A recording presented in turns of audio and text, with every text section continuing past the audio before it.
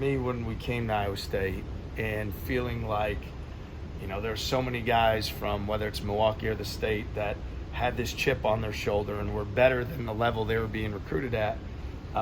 Felt like, as we came here, that giving those guys opportunity or giving them a different opportunity, maybe they weren't fit at one of the schools, maybe they were overlooked. And so I don't know, like my awareness probably started with Mike Taylor and then, with Deontay Garrett, because I thought Deontay was vastly under-recruited, and obviously since that time there's been some others. So I'm not exactly sure. I felt like the high school basketball, it's like the fish keeps getting bigger as you get older. I tended to think when I was a kid and then even in high school that it was so good.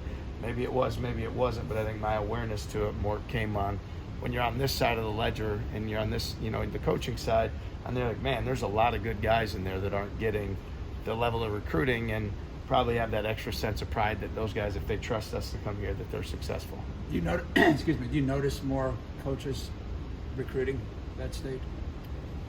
Yeah, I would say so. I mean, look, in the last 5 to 10 years, there's been a lot of really highly ranked guys that have gone to blue blood schools and left the state and things along those lines. So I definitely think there's a lot more attention paid to it. I think that there's even a lot more mid-major schools and mid-major plus schools from outside the area coming in.